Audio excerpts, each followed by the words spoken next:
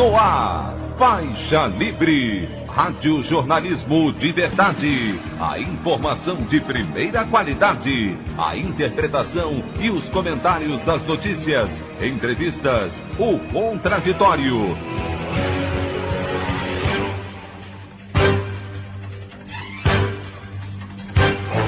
Tudo para aproximar você cada vez mais da realidade do Brasil e do mundo. Apresentação: Anderson Gomes. Em nova tentativa de blindar General Eduardo Pazuello, presidente Jair Bolsonaro nomeia ex-ministro da Saúde na Secretaria de Assuntos Estratégicos, ligada a seu gabinete. Médica Nise Yamaguchi, defensora do uso da cloroquina no tratamento contra a Covid-19, depõe a CPI da pandemia no Senado. Repete estratégia de mentir para livrar presidente, mas passa por vexame ao não responder questionamentos básicos sobre medicina. Produto Interno Bruto no Brasil cresce 1,2% no primeiro trimestre do ano e volta ao patamar anterior à pandemia. Essas e outras notícias na edição desta quarta-feira, 2 de junho do ano de 2021, do programa Faixa Livre.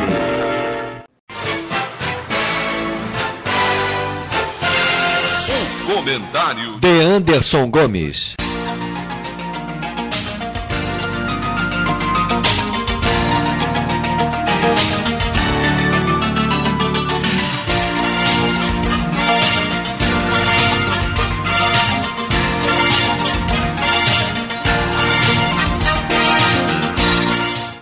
Bom dia, ouvintes. A operação de blindagem do ex-ministro da Saúde, General Eduardo Pazuello, segue a todo vapor no Palácio do Planalto. Ontem, o presidente Jair Bolsonaro nomeou o militar que anda enrolado em várias frentes para o cargo de secretário de Estudos Estratégicos da Secretaria Especial de Assuntos Estratégicos da Presidência, posto diretamente ligado ao ex-capitão. A nomeação de Pazuello, capacho do chefe do executivo, vem bem a calhar, já que o militar está na mira do alto comando das Forças Armadas por conta de sua participação, 2 semanas atrás, daquele ato político liderado pelo presidente Jair Bolsonaro nas ruas do Rio de Janeiro. O comandante do Exército, Paulo Sérgio Nogueira, deve decidir sobre uma punição para o general nos próximos dias, algo que já está definido, só não se sabe ainda que tipo de sanção o ex-ministro receberá. Além disso, a CPI da pandemia também está acossando o Pazuello, que deve voltar a prestar depoimento nas próximas semanas. Por falar na Comissão Parlamentar de Inquérito do Senado, ontem foi a vez da médica Nise Yamaguchi, conselheira informal de Bolsonaro e entusiasta da cloroquina no tratamento precoce da doença, falar aos congressistas, e o que se viu foi um verdadeiro massacre. Os senadores encurralaram a médica por conta de mais um show de mentiras presenciado na CPI. Nise disse que a minuta sobre a mudança da bula da cloroquina, apresentada em uma reunião no Palácio do Planalto no ano passado e denunciada tanto pelo ex-ministro Luiz Henrique Mandetta como pelo presidente da Anvisa, Antônio Barra Torres, nunca existiu. Um dos pontos altos da oitiva foi o momento em que o senador Otto Alencar, do PSD de Amazonas, que é médico, rebateu uma série de declarações da oncologista, apresentando estudos científicos que refutam o uso do medicamento para o tratamento da doença. Além disso, ela tergiversou quando questionada pelo parlamentar sobre a diferença entre um vírus e um protozoário. Foi de fato constrangedor o depoimento da médica, mas uma aventureira a serviço do bolsonarismo. Pois bem, eu queria encerrar o editorial de hoje com a leitura de uma análise que o jornalista Milton Temer fez nas suas redes sociais sobre a chegada da família Bolsonaro ao Patriota, algo que tem provocado enorme polêmica no mundo político. Diz o Milton: patriotismo como refúgio dos canalhas se revela na apropriação privada dessa legenda partidária que vai abrigar, coerentemente, a família Bolsonaro. Coerentemente porque, como a família do presidente da República, também a do presidente do partido é fartamente compensada financeiramente com os dinheiros públicos, uns pelos mandatos, outros pelo fundo partidário. Mas é impossível não abrir uma reflexão sobre a diferença entre as duas famílias. Tenho a experiência de quem viveu a aventura pessoal de coletar nas ruas, com uma intensa militância mobilizada, assinaturas para a legalização do PSOL. E confesso não conseguir compreender como grupelhos ou famílias picaretas conseguem alcançar o alto nível quantitativo de assinaturas reconhecidas pelo TSE para legalizar legendas. A própria família Bolsonaro, mesmo tendo o aparelho do Estado à disposição, desistiu de chegar a tal exigência, certamente porque a exposição não permitiu usar os meios que o dono do Patriotas utilizou. Talvez a convivência futura seja uma boa oportunidade para um curso de adestramento e a família Bolsonaro se emparelhe em competência, entre aspas, com a família proprietária do Patriotas. A opinião do Faixa Livre. Bandeirantes, 1360. Estamos apresentando Faixa Livre. Voltamos a apresentar Faixa Livre. Estamos de volta, ouvintes, com o início da edição de hoje do programa Faixa Livre, que tem na sua produção a jornalista Celeste Sintra, auxiliada pela também jornalista Natália Moraes, tendo no comando do áudio o Francisco. Meu bom dia a todos. E meu bom dia também a você, que pode aqui participar nos enviando mensagens eletrônicas para o endereço ouvinte@programafaixalivre.com.br ou ainda registrando suas participações diretamente nas nossas redes sociais.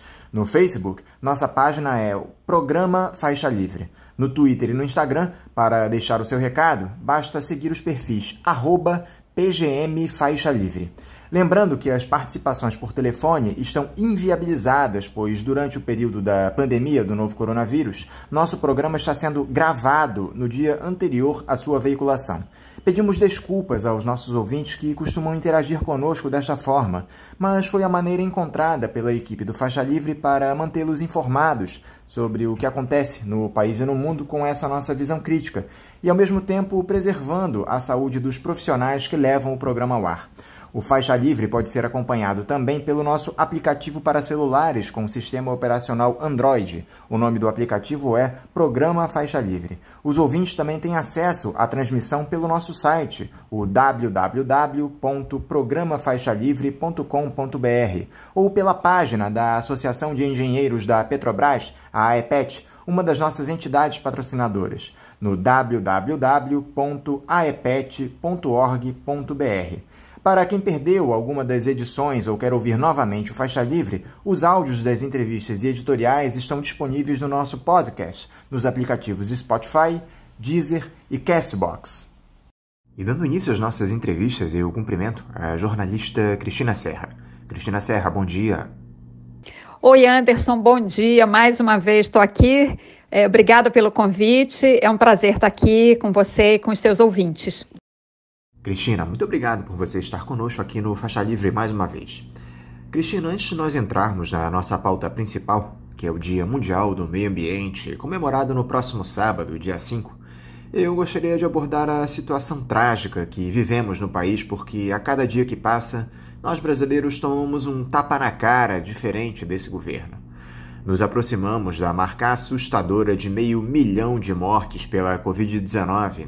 Na semana passada, ficamos sabendo que o desemprego bateu um novo recorde histórico, com quase 15 milhões de pessoas na fila por uma vaga no mercado formal de trabalho. Na segunda-feira, o Brasil aceitou sediar a Copa América após a Argentina desistir de organizar o torneio de futebol por conta justamente da pandemia. Eu acho que revolta já não define mais o sentimento do povo brasileiro hoje, Cristina. Você consegue definir o estado de espírito da nossa população com toda essa violência que a gestão do senhor Jair Bolsonaro comete contra nós? Anderson, realmente é uma situação muito difícil, né, da gente definir até, e uma situação muito difícil de lidar também, porque afinal de contas nós temos 500 mil de brasileiros mortos pela Covid. É um caso, é uma situação muito difícil, né, de lidar com isso. É muita dor, é muito luto, né, são muitas perdas, são muitas famílias enlutadas. E não só, a dificuldade não é só pelos que se foram, né? Só aí, entre aspas. É também porque essa doença deixa as pessoas com muitas sequelas. A gente tem que considerar isso, que as famílias estão lidando, vão ter que lidar daqui para frente com pessoas com sequelas, às vezes, muito graves, né? E isso vai demandar a estrutura hospitalar também. Você tem um impacto na saúde mental das pessoas, né? É muito sério tudo isso que a gente está vivendo, muito sério, e a gente vai ter que lidar com os efeitos da pandemia durante muitos anos, eu diria que até décadas, né? Décadas. A gente não consegue nem dimensionar direito esse efeito todo da pandemia agora, esses desdobramentos, né? Claro, porque o luto já está presente, já está entre nós, mas esses desdobramentos a gente nem consegue dimensionar direito, porque a gente ainda está no turbilhão, né, da pandemia. Nós já tivemos 2 ondas e, infelizmente, a gente está caminhando para uma terceira onda, né?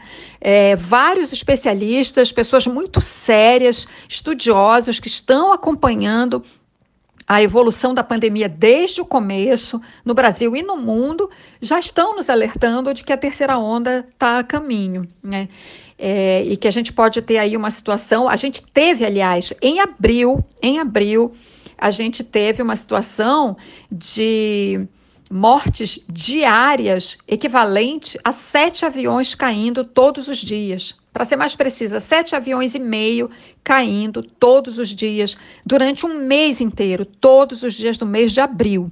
Isso foi em abril. Esse levantamento que eu estou mencionando é de vários especialistas, entre eles a professora Márcia Castro, que é uma brasileira, que trabalha na Universidade de Harvard, nos Estados Unidos, e ela escreveu um artigo essa semana trazendo esses dados, e ela alerta para a terceira onda e para um número ainda maior de contaminados, a possibilidade de um número ainda maior. Por quê? Porque as medidas restritivas são insuficientes, né? Porque a vacinação está num ritmo muito lento, então o vírus ainda está se espalhando mais rápido do que a vacina. Não tem campanha por parte do governo federal de esclarecimento da população sobre a importância da vacinação. Milhões de pessoas tomaram apenas a primeira dose, não voltaram para tomar a segunda dose. Não tem testagem suficiente, enfim, são vários fatores que, somados, indicam essa terceira onda, que eles chamam, né, até o artigo que foi publicado na imprensa essa semana, um tsunami se aproxima, né? É claro que eles fazem um alerta e eles propõem também, fazem uma série de sugestões para o governo, tanto para o governo federal para os governos estaduais também, mas a gente sabe que precisa de uma ação coordenada, né? Todos têm que caminhar no mesmo sentido. Então, eles sugerem, em primeiro lugar, essa coordenação de ações, sugerem a testagem em massa, sugerem o fechamento das atividades não essenciais, a distribuição maciça de máscaras para a população, a implantação de barreiras sanitárias, né, para justamente impedir a chegada de novas cepas, embora no caso da cepa indiana isso já seja tardio, e campanhas de comunicação, e claro, acelerar a vacinação, mas isso esbarra na nossa dificuldade de obter mais vacinas. Então, o problema está aí, é de grande magnitude e, sinceramente, é muito desalentador a gente perceber que uma terceira onda está vindo por aí. Agora, no sábado, os brasileiros deram uma demonstração inequívoca de que vão resistir a tudo isso que está colocado, com centenas de milhares de pessoas indo às ruas para protestar contra essa gestão genocida e negacionista. Qual é a avaliação que você faz desses protestos de sábado, Cristina, que transcorreram de maneira absolutamente pacífica em todos os lugares, mas que infelizmente resultou em violência policial contra manifestantes, especialmente em Pernambuco? Olha, essa manifestação, os protestos, né, do sábado realmente foram um sopro de esperança, né? Até eu conversei com muita gente sobre esse assunto, né? Ouvi muitas lideranças políticas e tal, porque há uma questão concreta, né? Que é o medo do vírus, o medo de você se contaminar, o medo do contágio, né? E nesse momento em que a gente está à beira de a gente está diante da perspectiva de uma terceira onda, realmente a gente tem que ter muito cuidado, né, com a saúde das pessoas. Mas eu acho que a gente chegou num ponto de desespero mesmo, né? A gente não aguenta mais ver pessoas morrendo, ter notícias de pessoas morrendo, parentes, amigos. Então eu acho que essas demonstrações do sábado, no Brasil inteiro, em 200 cidades, em primeiro lugar, elas foram muito expressivas. Em segundo lugar, são manifestações completamente diferentes de aglomerações incentivadas pelo governo, né, ou por bolsonaristas, partidários, enfim, do governo, apoiadores do governo, porque você viu, as imagens mostram isso muito claramente, em fotografias e imagens de vídeo, as pessoas usando máscaras, fazendo um esforço para ter o distanciamento, né, não ficar todo mundo junto, aglomerado. Houve aqui e ali alguma situação desse tipo, é difícil você realmente controlar quando tem muita gente junto, mas são manifestações com comandos completamente diferentes, né? Houve um esforço muito grande para que essas manifestações respeitassem regras mínimas aí de distanciamento. E como eu falei, eu assisti isso como um sopro de esperança, né? As pessoas, apesar do medo, apesar do risco, elas se sentiram motivadas a sair de casa, né? Porque elas estão chegando à conclusão, ou já chegaram à conclusão, de que um governo negacionista é mais perigoso do que o vírus. Então, isso mostra uma capacidade de reação da sociedade civil. Isso é positivo, isso mostra uma luz no fim do túnel. Eu acho que isso demonstra a força das pessoas, da sociedade civil, né, em se organizar e tentar dar um basta a essa situação. E isso mostra também que a gente tem ainda a capacidade de ter esperança e de conseguir vislumbrar, né, a chamada luz no fim do túnel, ou o que eu disse até quando eu escrevi sobre isso essa semana, né, a gente consegue vislumbrar um ponto azul no horizonte, apesar de toda essa tormenta que a gente está vivendo. Eu espero que com todas as cautelas, né, com todos os cuidados, essas manifestações voltem a se repetir, né? Isso mostra, inclusive, que as ruas não são monopólio da extrema-direita, como a gente estava vendo até então, né, com protestos antidemocráticos, com essas motociatas agora, né, como a que o presidente encenou no Rio de Janeiro. As ruas não têm dono, né? Então, quem se opõe a esse governo negacionista, quem se opõe ao genocídio, quem se opõe a essa política de extermínio da população brasileira, ganhou as ruas, né, botou ali, pisou firme e disse, não, nós vamos disputar esse espaço. Então, que isso seja feito mais, novamente, com todo cuidado para que essas manifestações não sejam acusadas de espalhar o vírus. O que de fato espalha o vírus é o negacionismo, é o descaso com a saúde e com a vida dos brasileiros. Esses atos podem representar uma luz no fim do túnel, Cristina, no que se refere à aceitação de um dos muitos pedidos de impeachment que se encontram na gaveta do presidente da Câmara, Arthur Lira. Não esquecendo que o Jair Bolsonaro alugou o Congresso Nacional à base de bilhões de reais em emendas parlamentares, que o judiciário parece amedrontado com esses discursos autoritários do ex-capitão, que as Forças Armadas estão sendo convocadas pelo Jair Bolsonaro. Como você diz, Anderson, eu acho que a gente viu uma luzinha ali no fim do túnel, no sentido de que essas manifestações, elas podem sim exercer alguma pressão sobre o Congresso para um eventual pedido de impeachment lá na frente. É muito complexo falar sobre isso, porque a gente tem uma conjuntura política extremamente volátil, ela muda muito em função de movimentos que o próprio Bolsonaro faz a todo momento, né? Às vezes com algumas surpresas, enfim, como são as crises com os militares ali, crises entre aspas, né? Já teve uma há pouco tempo, quando teve a troca do ministro da Defesa, tem uma que está em andamento, que a gente nem sabe no que vai dar, que é o fato do Pazuello, né, ex-ministro da Saúde, ter ido a uma manifestação aqui no Rio com o Bolsonaro, e o que a gente sabe desse bastidor é que o comandante do Exército queria aplicar alguma punição ao Pazuello, isso não foi feito, justamente para não melindrar o Bolsonaro. Então, tem toda uma conjuntura aí de bastidor, principalmente no setor militar, que eu acho que a gente não consegue ler muito bem aqui de fora, né? Porque isso tudo acontece num ambiente muito de bastidores mesmo, né? Um ambiente muito fechado, e os militares, de uma certa forma, eles controlam as versões que vazam sobre isso. Então, é difícil ter uma clareza sobre esse componente militar da conjuntura, né? Esse é um aspecto, digamos assim, dessa discussão. E isso, claro, a avaliação desse componente, ela tem um impacto na possibilidade de um impeachment lá na frente, né?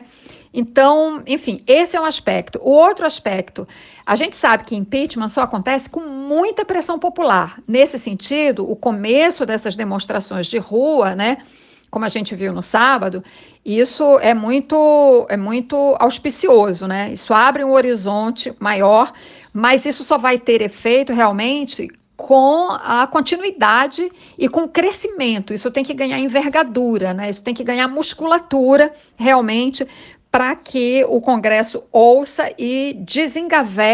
a voz das ruas e desengavete um desses pedidos de impeachment. Nesse cenário exatamente atual, nesse momento que a gente está conversando, nessa fotografia, eu não vejo ainda um pedido de impeachment no horizonte, tem que esperar os desdobramentos também da CPI da Covid, mas eu acho que a gente tem que fazer a nossa parte, a sociedade civil, e essa parte o que é? Botar pressão, né? Tanto é que eu participo de um grupo, um movimento chamado Vidas Brasileiras, que apresentou mais um pedido de impeachment. O nosso pedido de impeachment é todo ele fundamentado nos atos e omissões do governo federal, em especial do presidente Bolsonaro, justamente os atos e omissões sobre a condução da pandemia. Então, eu acho que tudo isso forma um caldo, forma uma pressão. Tudo isso que eu falo, CPI da Covid, pedidos de impeachment, a sociedade civil se mexendo para pressionar os parlamentares para que lá na frente saia um pedido de impeachment. A gente não sabe se isso vai acontecer, mas a nossa parte como sociedade, é botar pressão. E, inclusive, sobre isso, eu quero dar uma informação aqui para você, não sei se seus ouvintes já têm essa informação, mas, assim, como mais uma atitude da sociedade civil, né, que além de ir para a rua, está se organizando de várias maneiras. Uma delas foi a criação da Associação Nacional em Apoio e Defesa dos Direitos das Vítimas da Covid-19. É uma associação formada em São Paulo, capital. Eu recomendo, eles têm um site, procurem, se informem, né? Porque a primeira coisa para a gente até saber como atuar é a gente dimensionar exatamente todo esse impacto da Covid na vida da gente, né? Que vai além das nossas perdas, das pessoas queridas, mas de impactos duradouros que vão ficar aí por muito tempo, como a gente já falou aqui um pouco sobre isso. E como é que você observou esse quase silêncio da mídia dominante para esses atos, Cristina, que levaram centenas de milhares de pessoas às ruas para protestar em meio a uma pandemia porque o presidente é mais perigoso que o vírus? Como é que você interpretou, Cristina, essa repercussão quase nula da grande imprensa para as manifestações? Olha, de fato, né, a repercussão ela ficou muito aquém do que a gente esperava, do que se imaginava, porque afinal de contas, você ter manifestações dessa magnitude em 200 cidades, cerca de 200 cidades, como eu mencionei, muita gente na rua, Paulista lotada, Avenida Presidente Vargas no Rio de Janeiro lotada. Não foram manifestações quaisquer, né? Não foram pequenas, todas elas foram muito significativas e realmente repercutiu muito mal. Inclusive, né, claro, a gente como jornalista, essa é uma discussão que tem muito a ver com a gente, né? Isso nos atinge em especial. E eu participo de muitos grupos de WhatsApp que, evidentemente, discutiram com certa perplexidade, com muita perplexidade, aliás, o fato de 2 dos principais jornais, o Globo e o Estado de São Paulo, não terem dado destaque a essa notícia na capa, na primeira página, que é a página nobre de qualquer jornal, né? É a apresentação do jornal. O jornal traz ali as notícias mais importantes que o leitor vai encontrar lá dentro. A Folha de São Paulo trouxe esse destaque, abriu uma foto bem grande, foi a manchete do jornal, então acertou a mão na cobertura. Os outros 2 foram mal, as TVs também, do meu ponto de vista, não deram a devida importância, né? A gente tem que entender o contexto dessas manifestações, né? Exatamente dentro da situação que a gente está vivendo, né? O país está com 500 mil de mortos, o governo é reconhecidamente, amplamente, como um governo negacionista, né? Cientistas médicos têm falado sobre isso a exaustão.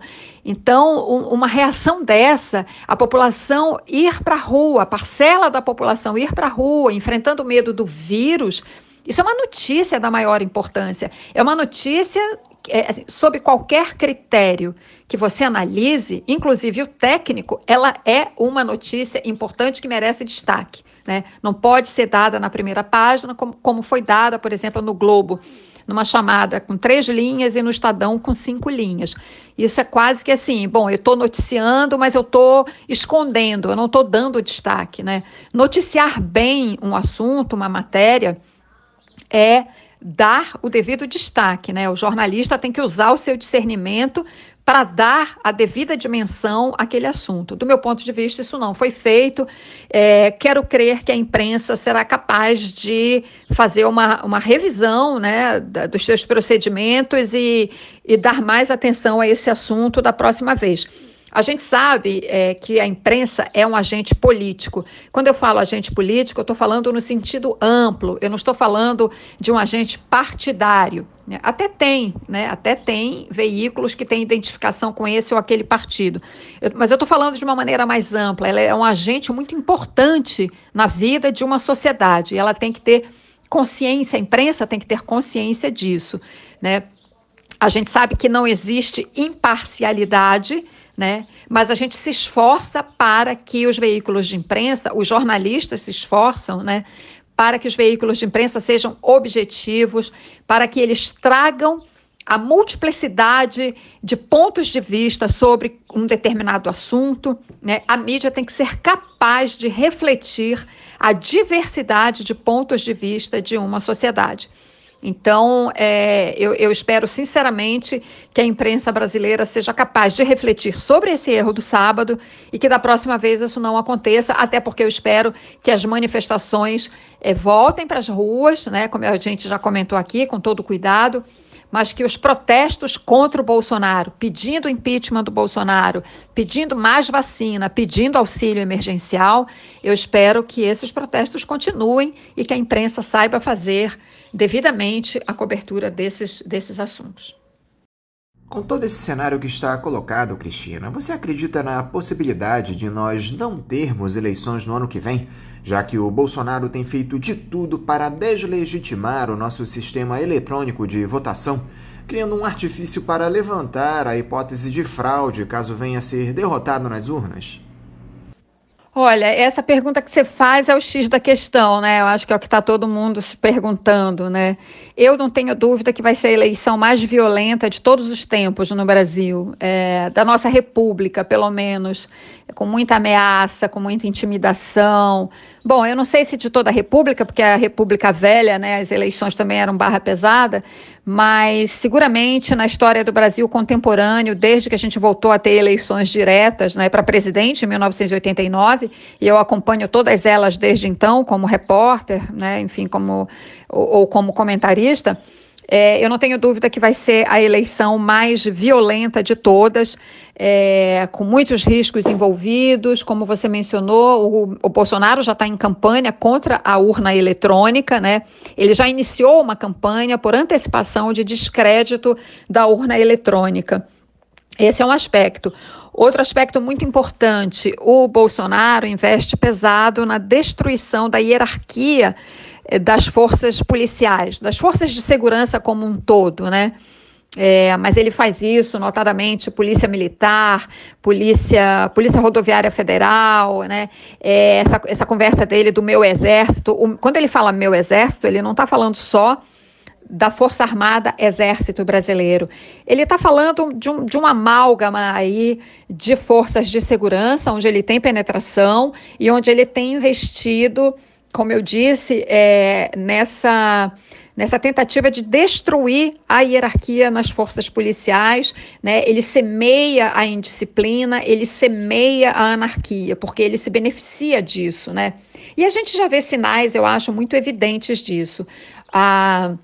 No caso aqui do Rio de Janeiro, a chacina do Jacarezinho, comandada pela Polícia Civil, claramente nos discursos dos delegados, dos comandantes da operação, né, tinha ali uma mensagem de desafio ao Supremo Tribunal Federal. No Recife, que você até mencionou há pouco, eu até esqueci de comentar, a violência praticada pela polícia militar contra duas pessoas que, inclusive, nem estavam participando do protesto, né? Apenas passaram por ali naquele momento, ou seja, estavam no lugar errado, na hora errada, digamos assim, e foram atingidas com aquelas balas de borracha e perderam a visão. Aquilo ali, claramente, aquele excesso de violência, aquela brutalidade policial.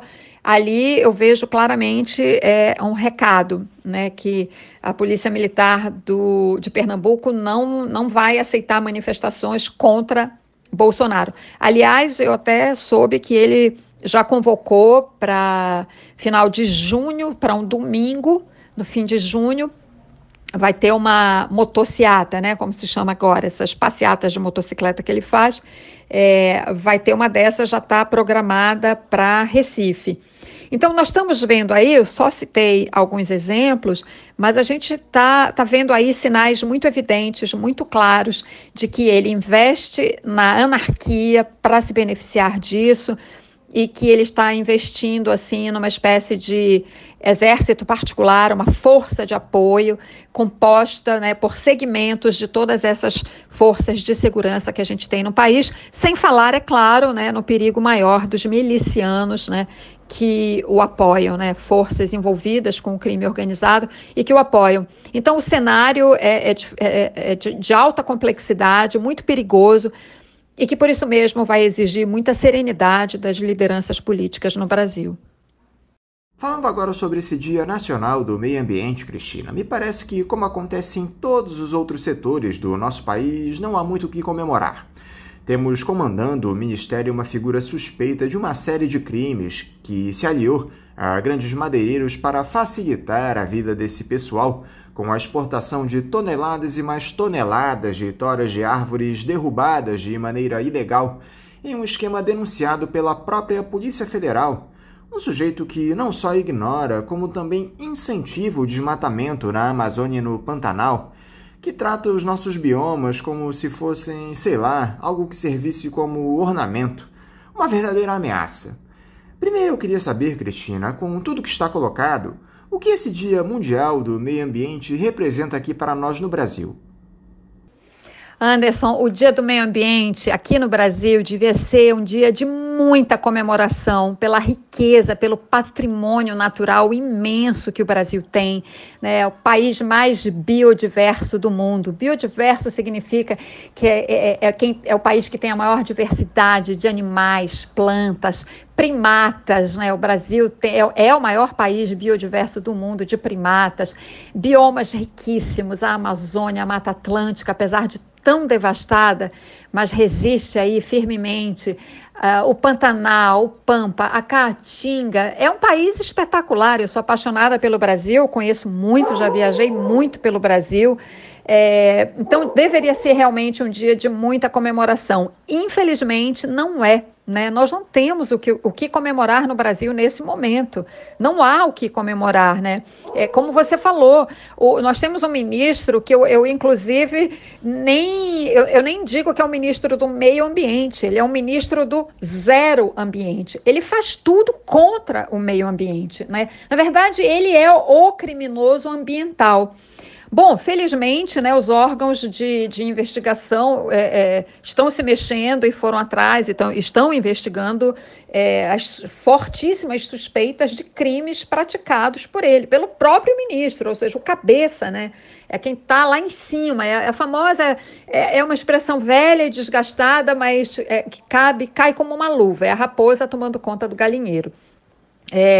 Você mencionou as investigações, são várias, né? A mais recente delas é que a Procuradoria-Geral da República pediu ao Supremo Tribunal Federal a abertura de inquérito para investigar o ministro por suspeita de vários crimes, né? Eu, assim, lembro aqui de cabeça alguns: advocacia administrativa, dificultar a fiscalização ambiental. Você veja, o próprio ministro suspeito de dificultar a fiscalização ambiental, que é um dos papéis primordiais, né, dos órgãos subordinados a ele. Perdão. Outra suspeita é a investigação também, perdão, é a investigação por suspeita de infrações cometidas por uma organização criminosa.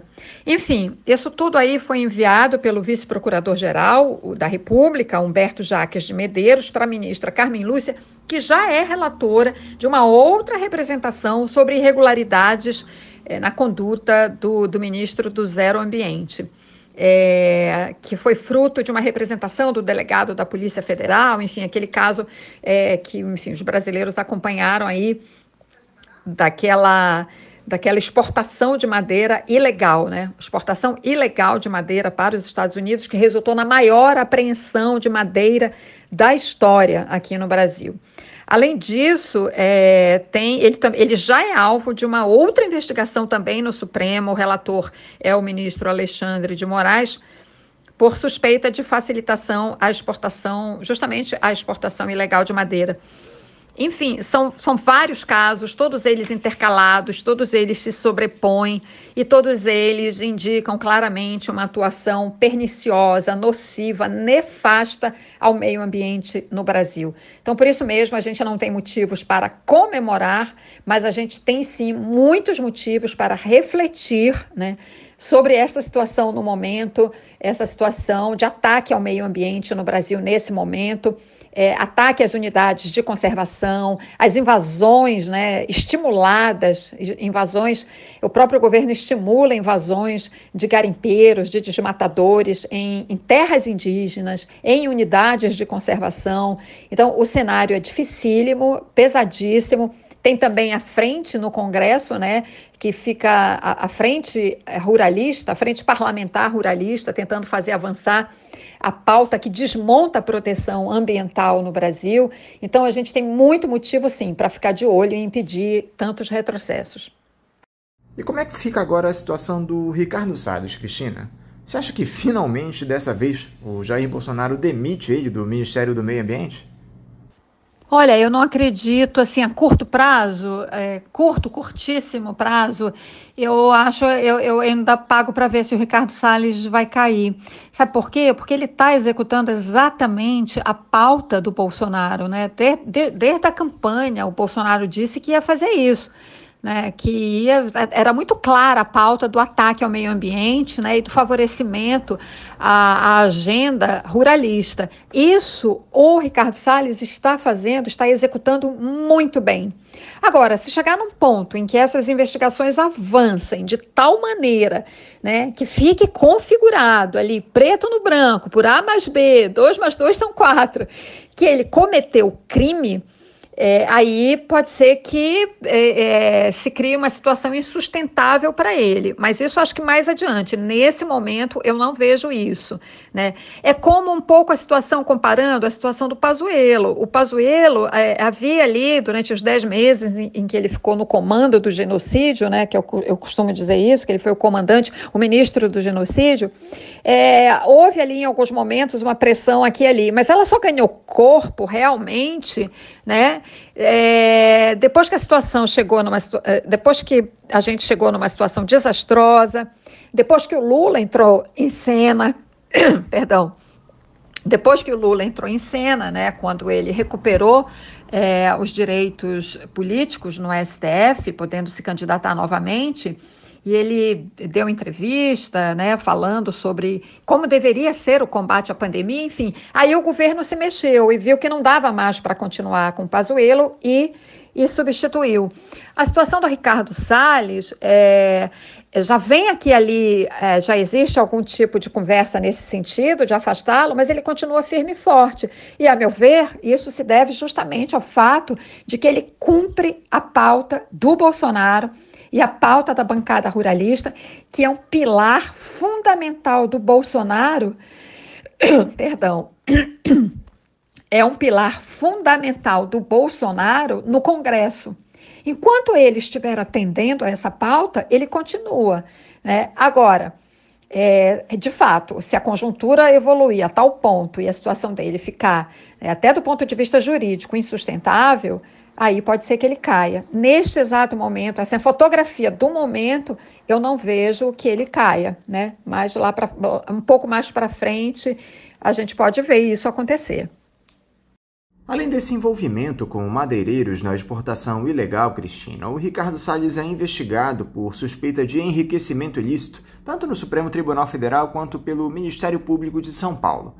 O MP aguarda informações bancárias da quebra de sigilo do ministro para averiguar a origem de R$ 7.400.000 que apareceram de maneira suspeita no patrimônio dele, em transações do escritório de advocacia que Salles tem em sociedade com a mãe, Diva Carvalho de Aquino. Ou seja, ao que tudo indica, o Ricardo Salles usou seu posto de comando no Ministério do Meio Ambiente para enriquecer e segue prestigiado no Palácio do Planalto. Pois ainda tem essa investigação do Ministério Público Estadual, que, aliás, é uma coisa assim que, não sei, eu posso estar desinformada, mas eu fico pensando, né, o ministro manteve, né, apesar de ter ido para um cargo público, né, e o Ministério, ou seja, primeiríssimo escalão, né, da República, ele manteve a sociedade com a mãe no escritório de advocacia, que é uma atividade privada, né, do meu ponto de vista, incompatível com o exercício da atividade pública, né? Ele nem deveria ter mantido a sociedade, né? Mas fica claro, né, a suspeita toda indica que justamente o escritório de advocacia existe justamente para ajudar em algum esquema de, digamos assim, despiste, né? Tem que despistar esse dinheiro que, enfim, aparentemente entrou aí irregularmente na conta dele, do escritório, enfim, né? Aqueles mecanismos que a gente sempre ouve falar né, dificultar a investigação policial ou de lavagem de dinheiro, enfim. Existe essa acusação de enriquecimento ilícito, isso é gravíssimo e é mais um rolo, né, digamos assim, de um ministro já bastante enrolado e que é só nesse Brasil surreal que a gente está vivendo, né, completamente disfuncional. As instituições estão funcionando? Estão, né, mas muito mal, né, essa é a verdade.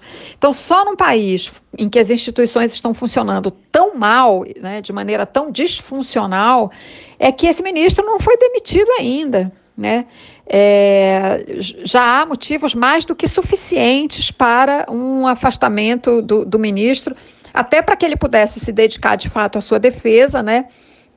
e tentar provar que é inocente, como ele, aliás, tem insistido, né, que a investigação é excessiva, não é pertinente e que ele vai provar tudo. Bom, estamos aqui ansiosos, né, esperando as provas da inocência do ministro, do Zero Ambiente. Mas eu volto a falar desse aspecto aí que você menciona, se ele cai ou não.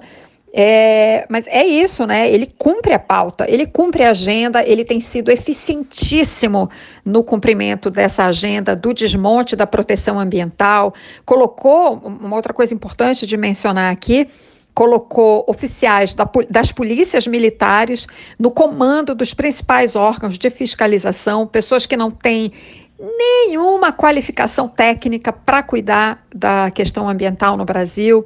A gente tem inúmeros relatos de funcionários dos órgãos ambientais, tanto IBAMA quanto ICMBio, sofrendo perseguições, né? A vida das pessoas, desses funcionários que se dedicam arduamente à proteção ambiental no Brasil, a vida de muitas dessas pessoas virou um inferno, porque eles tentam cumprir o seu papel, a sua obrigação, né? Mas isso vai na contramão do que deseja o próprio ministro. Inclusive, muitos desses funcionários sendo ameaçados, intimidados. Isso é uma coisa gravíssima, muito séria, que um dia ele terá que responder também por isso.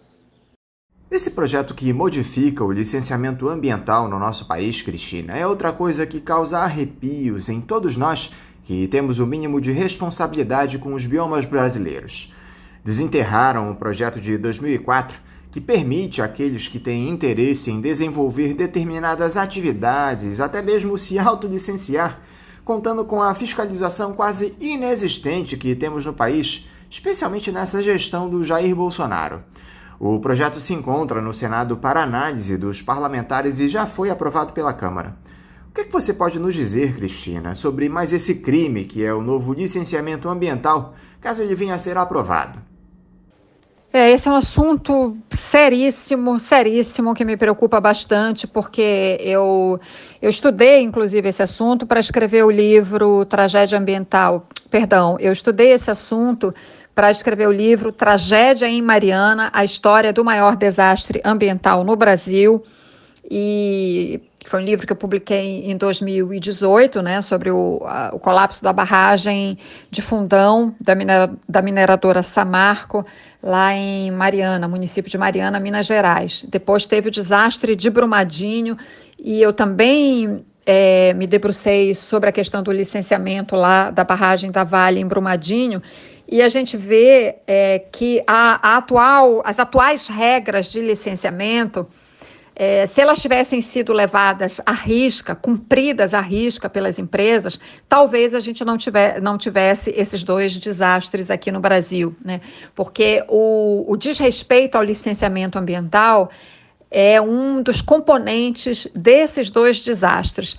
Deixa eu trocar em miúdos, porque esse é um assunto realmente complexo. A gente tem no Brasil um arcabouço de licenciamento ambiental que é formado por uma série de resoluções do CONAMA, o Conselho Nacional do Meio Ambiente, que, aliás, foi completamente desmontado pelo Ricardo Salles, e também o licenciamento ambiental se compõe de normas estaduais. Esse projeto, como eu disse, ele é uma lei razoável, ele tem normas razoáveis. O problema é a falta de cumprimento dessas normas. E aí vem, então, agora, na Câmara, né, foi aprovado, né, com apoio, evidentemente, dos setores que apoiam o governo, tiveram maioria e conseguiram aprovar na Câmara um projeto que desmonta esse atual arcabouço de licenciamento ambiental que existe no Brasil. E por que o licenciamento ambiental é importante? Vou dar um exemplo no setor de mineração, que é o que eu conheço mais. Antigamente, na mineração, antes de todo esse arcabouço de leis e normas, por exemplo, as mineradoras elas nem se preocupavam em ter reservatórios onde depositar o rejeito de mineração, né? Elas jogavam na natureza, nos rios, etc. Enfim, ao longo de décadas, todo esse normativo foi sendo construído justamente para regulamentar, né? E no caso das mineradoras, né, elas passaram a a ter que cumprir uma série de normas, guardar esse rejeito de mineração nos reservatórios, nas barragens, etc. E assim é para uma série de outros empreendimentos. Eles têm que passar pelo licenciamento ambiental e é justamente nesse processo de licenciamento ambiental, né, que os gestores analisam o impacto ambiental que aquele empreendimento vai ter e o que deve ser feito para compensar esses impactos ambientais. Pois bem, esse projeto agora que passou na Câmara e que tá lá no Senado, como você mencionou, ele praticamente destrói, né, esse arcabouço construído no Brasil durante décadas. Ele desrespeita a Constituição, inclusive, né? A Constituição é muito clara no sentido da proteção ambiental. E proteger o meio ambiente é proteger a sociedade, né? Então, na verdade, quando a gente fala da proteção ambiental, a gente está falando da proteção socioambiental. Então, agora no Senado, o presidente do Senado disse que vai estudar o assunto, que o assunto terá que ser estudado, porque realmente, se ele for aprovado do jeito que ele está, ele é uma espécie de liberou geral, né? E isso para vários setores da economia. Eu dei o exemplo da mineração, mas o impacto não é só na mineração. Isso serve para agropecuária, né, para hidrelétricas, por exemplo, que a gente sabe que são empreendimentos de grande impacto socioambiental. Inclusive, esse liberou geral porque tem esse aspecto da autodeclaração, como você mencionou. A própria empresa vai chegar e vai dizer assim, olha, está aqui a minha atividade, respeita o meio ambiente, está tudo certinho, né? E o órgão fiscalizador ou o órgão do governo encarregado dá só um ok, digamos assim, né? É um pouco isso, entende? Então, novamente, aquela história da raposa tomando conta do galinheiro. Então, é preciso muita atenção com esse processo, é preciso exigir um debate público, o que, claro, nas condições atuais da pandemia, isso é bem complicado, mas esse processo de licenciamento ambiental, se ele for aprovado no Senado do jeito que ele veio da Câmara, ele é um desmonte completo da proteção ambiental no Brasil. Ele favorece as empresas, ele obedece à conveniência das empresas. Enfim, é um assunto difícil de explicar. Você está vendo que eu estou aqui falando, explicando, porque realmente é um assunto complexo. Eu espero, de alguma forma, ter conseguido explicar isso para as pessoas. É preciso fazer pressão para que isso não seja aprovado do jeito que está. Porque, enfim, se com as normas atuais nós tivemos Mariana e Brumadinho com quase 300 mortos, imagina se passar o liberou geral, imagina se as empresas puderem simplesmente dizer, olha, está tudo bem com o meu empreendimento, você nem precisa vir aqui me fiscalizar, porque o meu empreendimento está ok, está cumprindo todas as regras. A gente não pode passar esse cheque em branco para as empresas, né? Então, por isso, a gente tem que ficar muito atento à tramitação desse projeto. Cristina Serra, mais uma vez, muito obrigado por você dialogar conosco aqui no Faixa Livre. Eu quero te desejar um ótimo dia de trabalho, um bom feriado e deixar aqui o meu abraço. Anderson, mais uma vez, um prazer estar aqui com você, com seus ouvintes. Eu acho muito importante essa troca de informações, né? A gente trazer um pouco das informações que sabe, que acompanha e poder compartilhar isso com os seus ouvintes. Muitíssimo obrigada, até uma próxima. Tchau, tchau. Conversamos aqui com a jornalista Cristina Serra. Vamos agora ao nosso primeiro intervalo. Voltaremos já já. Voltamos a apresentar Faixa Livre. Já voltamos, ouvintes, e agora eu saúdo a presidente da Associação dos Docentes da Universidade do Estado do Rio de Janeiro, a UERJ, Claire Marconcin. Claire Marconcin, bom dia. Bom dia, Anderson.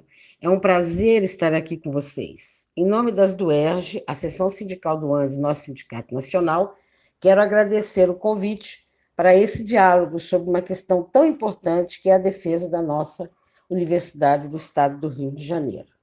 Muito obrigada. Claire, muito obrigado por você dialogar conosco aqui no Faixa Livre. Claire, a capacidade que esses conservadores ultra-radicais têm de nos surpreender desde que se apossaram do poder político no nosso país é impressionante. Na última semana, nós tivemos a notícia desse projeto de lei proposto pelo deputado bolsonarista Anderson Moraes, do PSL, de extinguir a Universidade do Estado do Rio de Janeiro.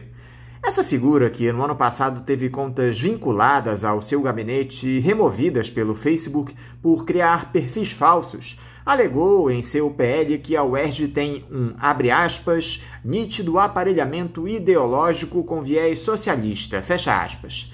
É algo tão absurdo, Claire, que o próprio presidente da Alerj, deputado André Siciliano, do PT, já afirmou que o tema sequer irá à pauta de votações enquanto ele presidir a casa. Como é que vocês da Associação de Docentes receberam essa notícia que ultrapassa os limites do inacreditável, Claire? Nós, da diretoria das UERJ, recebemos de forma indignada a notícia da tentativa, para dizer o mínimo absurda, desse deputado bolsonarista do PSL, de extinção da maior universidade estadual do Rio de Janeiro. Expressa uma ignorância que é prepotente sobre o que significa a UERJ, que é uma das maiores e das mais prestigiadas e populares universidades da América Latina, sendo pioneira em estratégias de inclusão social com a implantação do sistema de cotas raciais e sociais. A nossa UERJ atende 43 mil alunos, no estado inteiro, entre graduação e pós-graduação, lato e estrito sensu. Porque desenvolvemos de forma insociável o ensino, a pesquisa e a extensão, temos importância vital para o estado do Rio de Janeiro, na geração de conhecimentos em seus 8 campi espalhados pelo estado, incluindo a capital e municípios do interior. Além do nosso complexo de saúde com o Hospital Universitário Pedro Ernesto e a Policlínica Piquet Carneiro, que desenvolvem ações nas diversas áreas do conhecimento. Seria isso que ele considera viés ideológico claramente socialista? Entendemos que a história dessa universidade, que remonta a 70 anos, não será maculada por ataques antidemocráticos e inconstitucionais. O presidente da Alerj não a colocará adiante, pois, inclusive, essa proposição é inconstitucional. Ainda que o presidente da Assembleia Legislativa tenha afirmado que não haverá análise do projeto, Claire, vocês pretendem fazer algo a esse respeito? Vocês pensam em ir à justiça, por exemplo? Olha, Anderson, como o presidente da Alerj já arquivou a proposição, que, portanto, sequer transformou-se em projeto de lei, não teremos que ir à justiça. O que faremos? Seguiremos em nossas funções de ensino, pesquisa e extensão, na perspectiva de formar cidadãos conscientes com relação aos seus direitos e dever de devolver à sociedade o que receberam através da universidade pública, gratuita e de qualidade, como é a UERJ. Mas também de produzir conhecimento científico em todas as áreas e, acima de tudo, continuar contribuindo para a promoção de uma sociedade mais justa.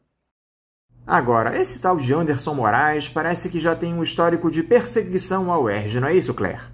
No mês passado, durante uma manifestação de profissionais da educação no campus da universidade, ele invadiu a instituição na calada da noite e vandalizou de maneira arbitrária e autoritária uma faixa de protesto com os dizeres: vacina no braço, comida no prato.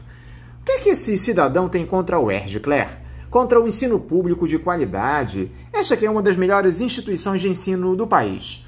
O que representa esse tipo de atitude para vocês da associação? De fato, Anderson, na quarta-feira, dia 19 de maio, que foi o Dia Nacional de Defesa da Educação, estudantes, trabalhadoras e trabalhadores da educação de todo o país realizaram uma mobilização por vacina, pão, saúde, pela ciência e educação. Na UERJ, nesse dia, reunimos no campus Maracanã professoras, professores, técnico-administrativos e administrativas e estudantes da UERJ e de várias outras instituições federais e estaduais do ensino secundário do estado do Rio de Janeiro. Como você bem disse, no mesmo dia, na calada da noite, o parlamentar bolsonarista invadiu o campus Maracanã da UERJ em uma postura descontrolada em função das críticas ao governo do presidente Jair Bolsonaro, provocou vandalismos contra as faixas afixadas nesse espaço, intimidando os seguranças, xingando servidores e estudantes. O agressor invocou sua condição de parlamentar para justificar o alegado direito de invadir, destruir, caluniar e vociferar contra a universidade e seus trabalhadores e trabalhadoras e estudantes. No bojo das injúrias e ameaças, atacou a Constituição Federal Brasileira de 1988 e a Constituição do Estado do Rio de Janeiro, que garante autonomia às universidades, invadindo agressivamente o espaço público e desrespeitando nossos direitos de liberdade de expressão como cidadãs e cidadãos brasileiros garantidos pelo artigo 5º da Constituição. Não estamos mais vivendo a ditadura militar. Não aceitaremos patéticas performances de autoritarismo de quem quer que seja. Esta é uma posição da ASDUERJ. Nossa ética e nosso trabalho nos colocam como adversários da ignorância, da violência, da mentira, do rebaixamento da política e de seus propagadores. Essa atitude intimidatória, autoritária, antidemocrática e anticonstitucional do representante da Assembleia Legislativa do Rio de Janeiro, a LERJ, foi e está sendo rechaçada pelos estudantes, servidores da UERJ, quando conclamamos, inclusive, a LERJ a posicionar-se contra tamanha brutalidade e desrespeito às nossas instituições e aos nossos direitos constitucionais, que, aliás, tanto lutamos para construir e conquistar em nosso país. Diferentes parlamentares da Assembleia Legislativa do Estado do Rio de Janeiro, que têm respeito a esses preceitos e às nossas instituições, rechaçaram essa atitude. O reitor da universidade, o professor Ricardo Lodge, diante da gravidade dos fatos, representou contra o parlamentar na LERJ e também no Ministério Público do Estado do Rio de Janeiro, cumprindo seu papel institucional. Nós continuaremos na luta, defendendo a nossa universidade, os nossos direitos de existir e de pensar diferente do que querem nos impor os bolsonaristas no Rio de Janeiro e no nosso país. Claire, não é novidade que a UERJ, bem como a maioria das instituições públicas de ensino superior do país, vem passando por um processo constante de desinvestimento. Seguidas gestões têm reduzido os recursos destinados ao financiamento da universidade, algo que provoca uma série de problemas à UERJ. Como é que está hoje a situação da instituição, Claire? Os repasses de verbas do Estado dos últimos tempos se regularizaram? Tem sido possível manter as atividades na UERJ? Sim, esse desfinanciamento, Anderson, que está sendo imposto pelo governo federal em nível nacional, é muito grave, é criminoso, inclusive. Nós, das UERJ, já vivemos grandes ataques financeiros por parte dos vários governos.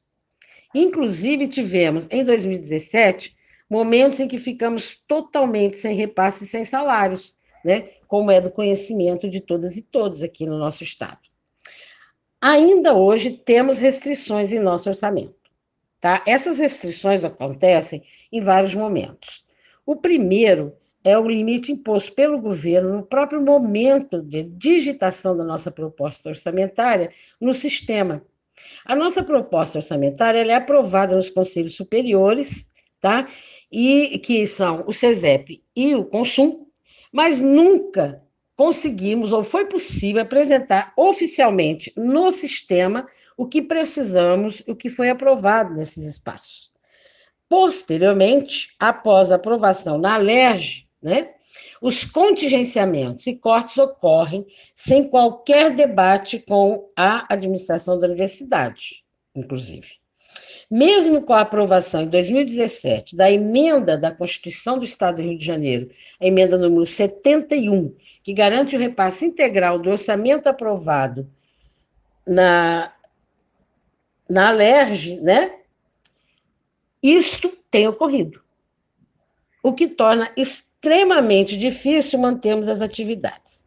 Temos tido diferentes cortes no momento, mas os maiores, segundo a reitoria da universidade, têm sido em relação às verbas para a política de permanência estudantil, que são fundamentais para nossos estudantes e nossa universidade.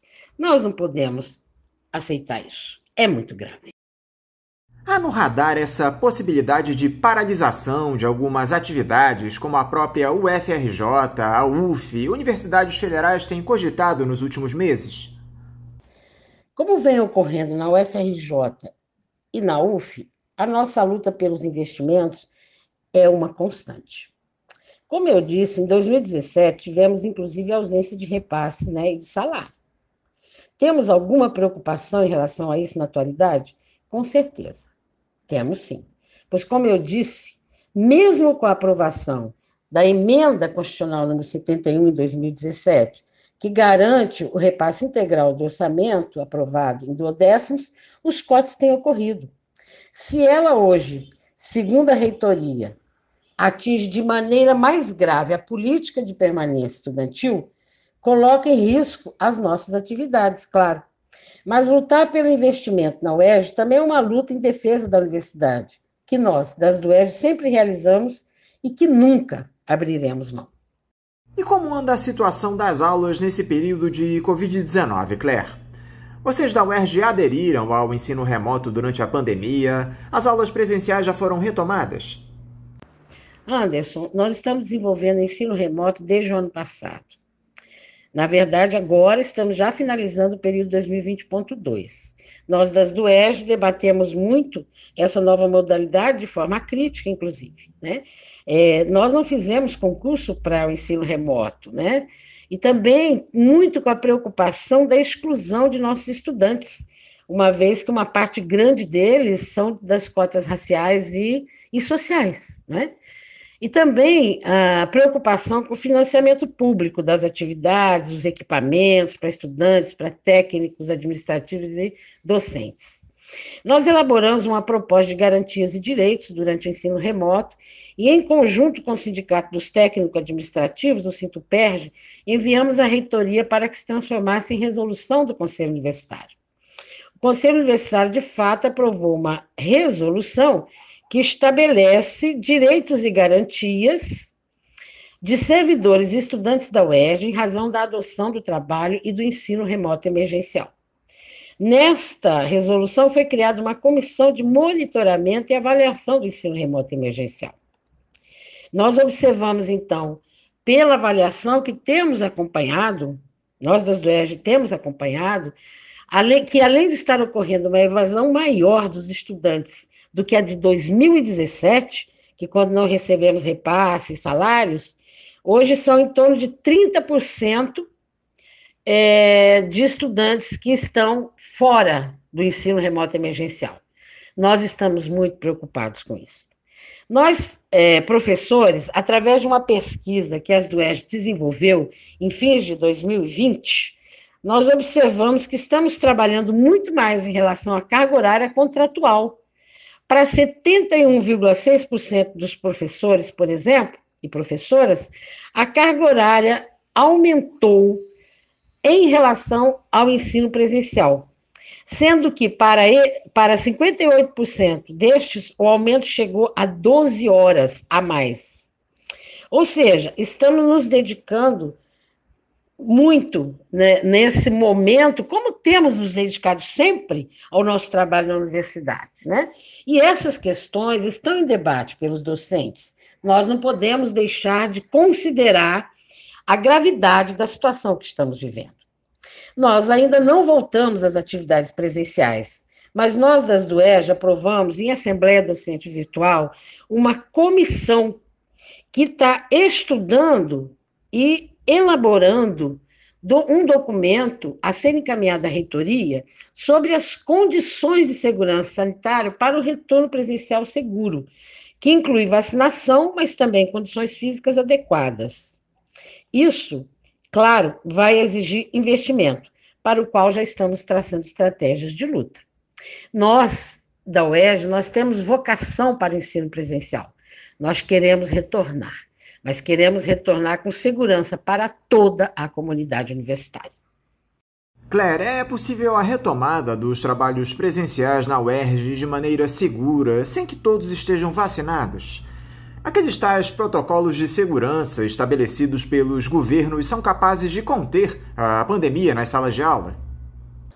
Como coloquei anteriormente, a Comissão de Estudos e Parametrização das do UERJ pensa um retorno presencial seguro e, nesse sentido, é futuro.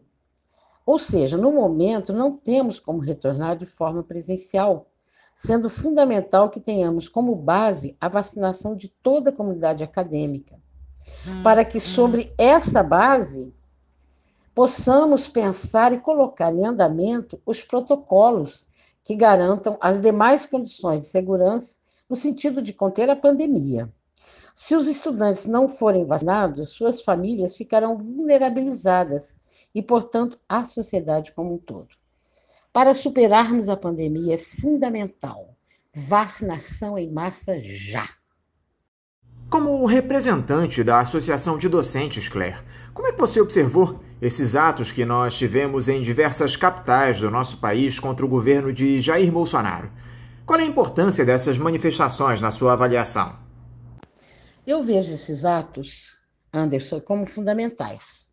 O nosso sindicato nacional, que é o Sindicato dos Docentes das Instituições do Ensino Superior, o ANDES, participou ativamente com suas sessões sindicais desses atos em todo o Brasil. Atos estes que reuniram centenas de milhares de pessoas em mais de 210 cidades pelo Fora Bolsonaro.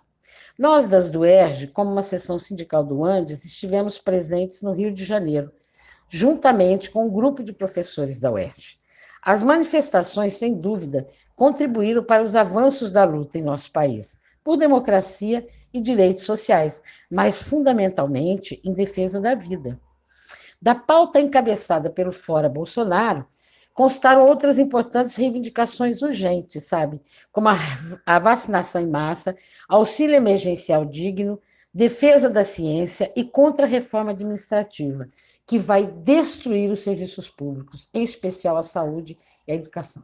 Por isso consideramos fundamental, por isso estivemos presentes e por isso estaremos sempre na luta em nosso país.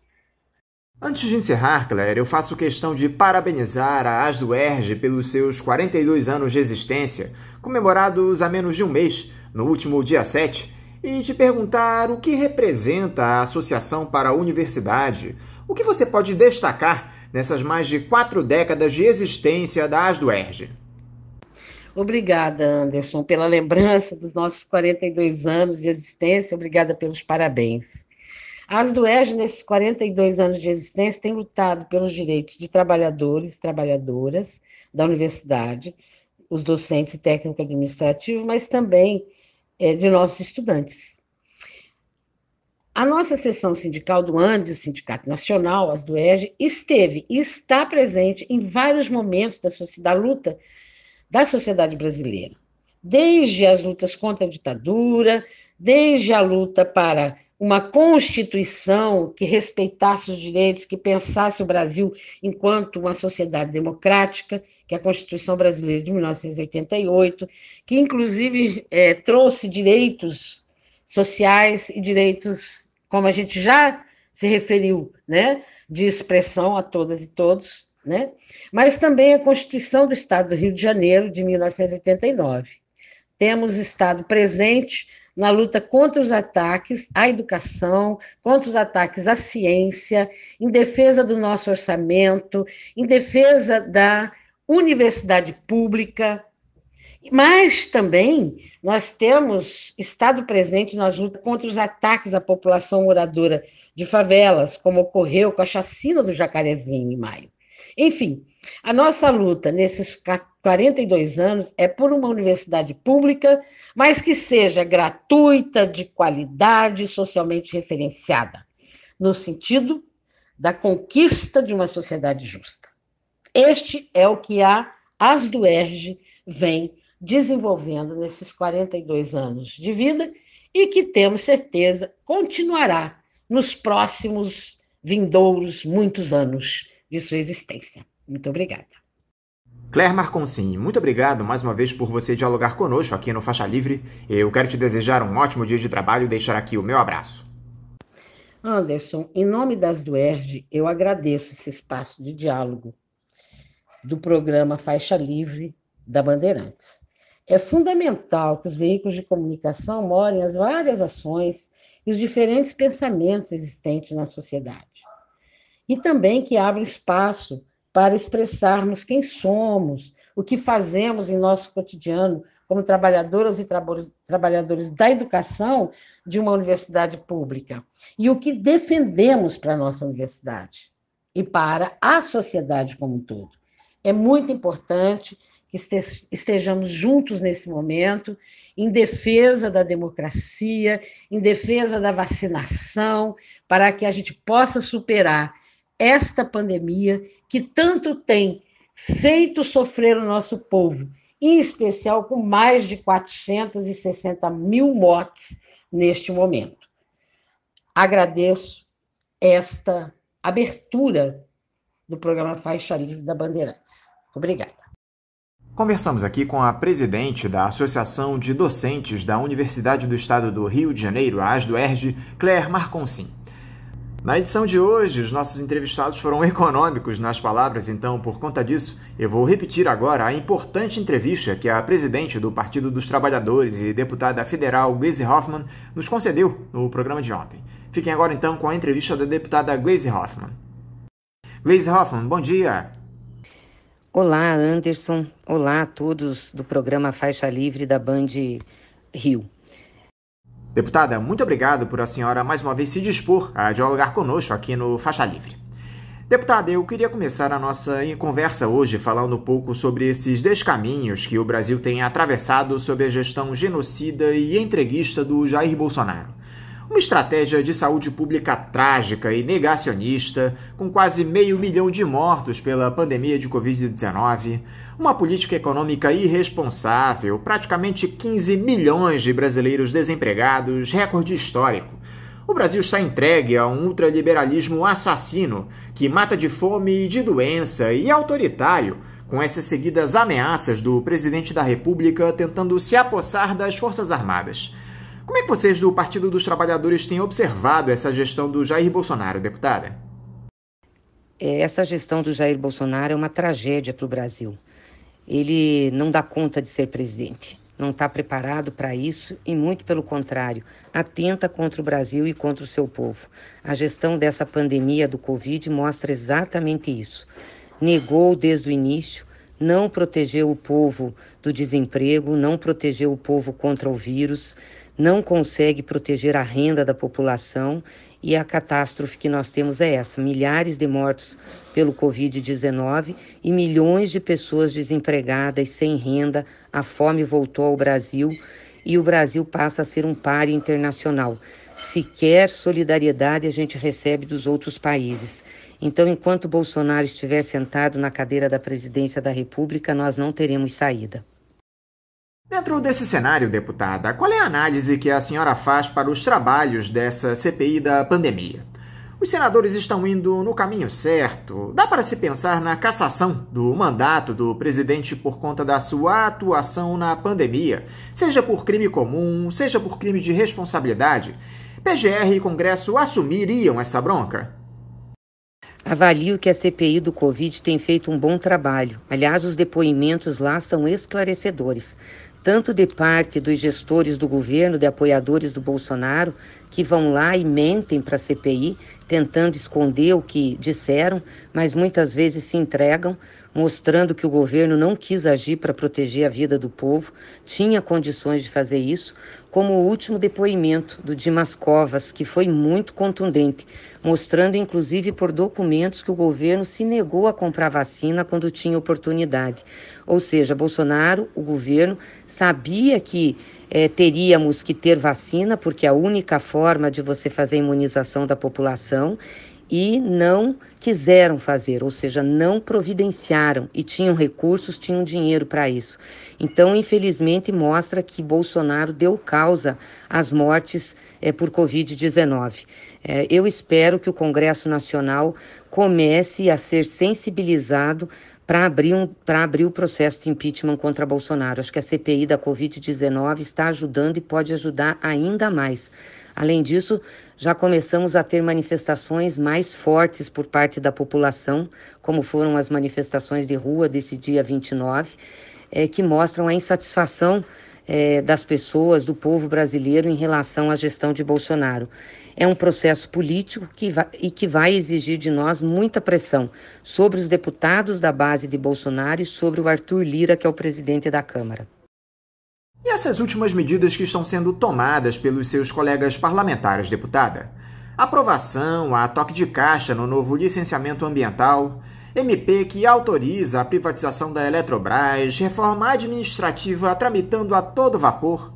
Como é que o PT avalia essas iniciativas, deputada, especialmente a venda de ações da Eletrobras? O ex-presidente Lula disse recentemente em uma entrevista que via com bons olhos a possibilidade de a Eletrobras ser uma empresa de economia mista. É uma tristeza para o Brasil o desmonte que se está fazendo do Estado brasileiro. A questão do licenciamento ambiental é um retrocesso e a privatização da Eletrobras também. Muito retrocesso. É importante dizer que a Eletrobras já é uma empresa de economia mista, só que o Estado detém a maioria das ações e, portanto, o Estado dá a linha. Não há problema de ser de economia mista, ela já é. O que aconteceu agora foi que eles retiraram do Estado a capacidade de ser o ente coordenador.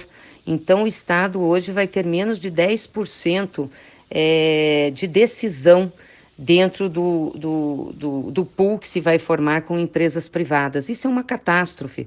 A Eletrobras tem dinheiro em caixa para investir, lucrou nos últimos 3 anos mais de 30 bilhões de reais e só não fizeram investimentos porque o governo não quis.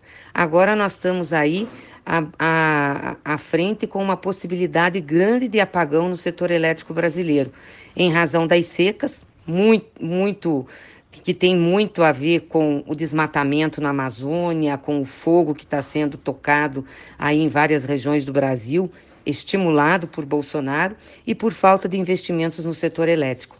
Eu espero, sinceramente, que o Senado consiga reverter isso e deixar a Petrobras na mão do Estado, na mão do povo brasileiro. Ela é uma empresa estratégica para o desenvolvimento do Brasil.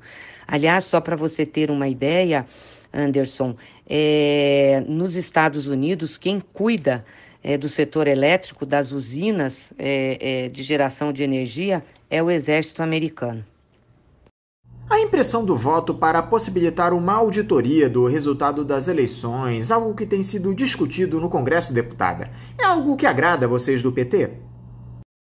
O sistema eleitoral brasileiro é considerado um dos melhores sistemas eleitorais do mundo. Por que nós vamos torná-lo vulnerável com modificações como essa da impressão de votos? A impressão de votos não garante uma auditoria no resultado das eleições, até porque as urnas já são auditáveis.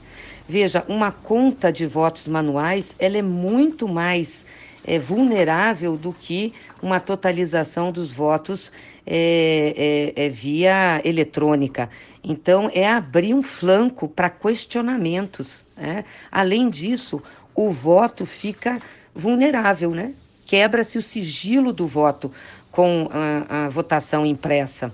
Nós temos milhares de candidatos no Brasil, não são só candidatos a presidente da República, são candidatos a deputados, a federais, estaduais, depois eleições para prefeitos, vereadores, governadores.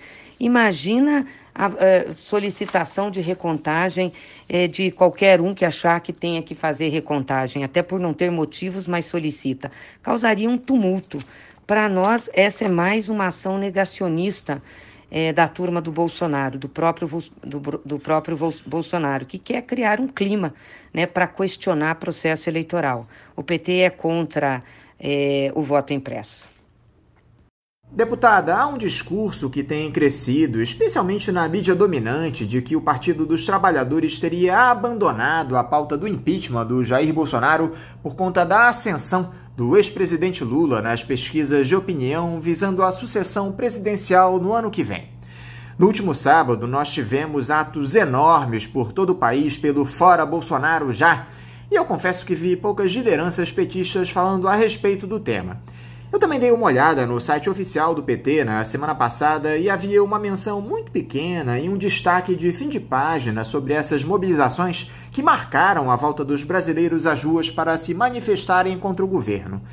Eu gostaria de saber o que o PT tem a dizer a respeito desse tipo de comentário, deputada, de que o partido desejaria que o Jair Bolsonaro seguisse até o fim do mandato no cargo, com sua popularidade derretendo para facilitar a vitória do ex-presidente Lula nas urnas em 2022.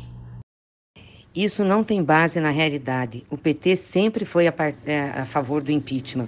Inclusive, assinou vários pedidos de impeachment que estão protocolados na Câmara dos Deputados. E, recentemente, participou de uma grande plenária com os partidos, movimentos sociais e todos os proponentes de impeachment para articular e formular um pedido único de impeachment, o que já está sendo feito. Já temos, inclusive, o roteiro desse pedidão de impeachment.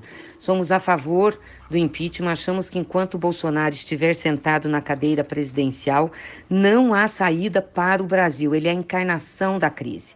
E isso não tem nada a ver com articulações ou com o processo eleitoral de 22, que nós vamos continuar fazendo, até porque a saída de Bolsonaro coloca Mourão na presidência. E nós queremos que em 22 ganhe os segmentos progressistas da sociedade e a gente tenha de novo um governo popular, um governo democrático e popular à frente do Brasil. E vamos lutar pelo impeachment, sim. Fomos aos atos, não convocamos porque a convocação era das frentes, né, da Frente Fora Bolsonaro, formadas pelas Frentes Brasil Popular, Povo Sem Medo e outras entidades, mas apoiamos. Eu mesmo estive no ato da Paulista, no ato de São Paulo, que foi um dos maiores do Brasil, e nosso pessoal participou dos atos em todo o país. Óbvio que nós tínhamos muito cuidado em relação a essa crise da pandemia, teve uma discussão sobre isso no interior dos movimentos e dos partidos, mas mesmo assim optamos por apoiar, pedindo a todos que fossem com cuidado, com máscara, com álcool, e todos nós sabíamos do risco que esses atos teriam, mas resolvemos enfrentá-lo porque a população sofre esse risco todos os dias, nas ruas, né, sem renda, sem emprego, sem cuidado do governo, se virando para sobreviver. Então foram atos de solidariedade e também para um basta, porque estamos todos cansados com o sofrimento imposto ao Brasil. Eu acho que o Brasil começa a se mobilizar cada vez mais para que o impeachment de Bolsonaro aconteça. Essa importante decisão do Supremo Tribunal Federal, deputada, que devolveu os direitos políticos ao ex-presidente Lula com muita justiça e foi celebrada por todos nós que defendemos a democracia no nosso país, acabou provocando uma intensa movimentação no tabuleiro político. O próprio ex-presidente tem se articulado, esteve recentemente em Brasília para uma série de reuniões em uma tentativa de conseguir apoios para a sua candidatura no ano que vem à presidência, algo que ele já confirmou, que vai postular um terceiro mandato no Palácio do Planalto. Como é que a senhora tem visto essas articulações do ex-presidente em busca da formação dessa que tem se convencionado chamar de Frente Democrática para derrotar o bolsonarismo? A esquerda sozinha não é capaz de superar a extrema-direita, deputada? Primeiro é importante dizer da expressiva vitória que foi essa decisão do Supremo Tribunal Federal ao tornar nulos os processos, as sentenças contra o presidente Lula e também tornar o Moro um juiz que não teve a isenção devida para julgar o presidente Lula, mostrando o caminho político que esse juiz utilizou. E, obviamente, que essa desinterdição política do presidente Lula trouxe grande esperança para o Brasil. Ele é uma liderança política e popular que as pessoas confiam muito. E, diante desse quadro triste que nós temos com a gestão Bolsonaro, ele passou a ser essa referência na esperança de transformarmos, e reconstruirmos novamente o Brasil. O presidente Lula não definiu ainda se vai ser candidato, essa é uma discussão que nós temos que fazer com ele e também internamente no partido. E todas as conversas que ele tem feito agora, recentemente, são voltadas para a conjuntura atual, para enfrentar a crise, para garantir uma renda emergencial de R$600 para as pessoas, para garantir vacina. Então, ele tem ampliado, sim, as suas conversas no sentido de fazer uma grande aliança política, não eleitoral, política, para enfrentar essa situação de crise do Bolsonaro no Brasil. Tem muita gente que não é do nosso campo da esquerda, que não é do campo progressista, que está descontente com o Bolsonaro e quer entrar nessa luta, inclusive na luta do impeachment, e nós temos que ampliá-la. Do ponto de vista eleitoral, nós vamos começar a discutir no segundo semestre a nossa estratégia política e nossa tática eleitoral. Se o presidente Lula for candidato, e é o que nós queremos que ele seja, mas ainda depende de uma decisão dele e da conversa dele com as lideranças partidárias, obviamente que nós vamos buscar interlocução, primeiro com o campo da esquerda, com o campo progressista, para unificar uma posição em relação a essa candidatura. E segundo, vamos buscar setores de centro, não só em relação aos partidos políticos de centro da sociedade, para construir esse enfrentamento a Bolsonaro. Nós não podemos deixar, se esse homem não sair pelo impeachment, se ficar até 22, não podemos deixar que ele volte a governar o Brasil. Isso é uma tragédia para o povo brasileiro. Um desses encontros recentes do ex-presidente Lula, deputada, tão histórico quanto polêmico para boa parte da esquerda, se deu com o também ex-presidente Fernando Henrique Cardoso, do PSDB, em um almoço na casa do ex-ministro Nelson Jobim. O próprio Lula afirmou que esse encontro foi regado a muita democracia. A senhora chegou a conversar com o ex-presidente depois desse encontro, deputada? Ele disse à senhora o que foi debatido com o Fernando Henrique Cardoso. Quais são as suas impressões a respeito dessa reunião? O encontro entre o presidente Lula e o ex-presidente FHC foi um encontro de ex-presidentes da República, que estavam preocupados com a situação da crise no Brasil. E o próprio presidente Lula, numa entrevista, disse sobre o que conversaram. Sobre a democracia brasileira, sobre a política ser resgatada como instrumento como a política ser resgatada como instrumento da democracia, superar o ódio e a mentira como fazedores da política, como fazedores do processo de debate, de disputa eleitoral.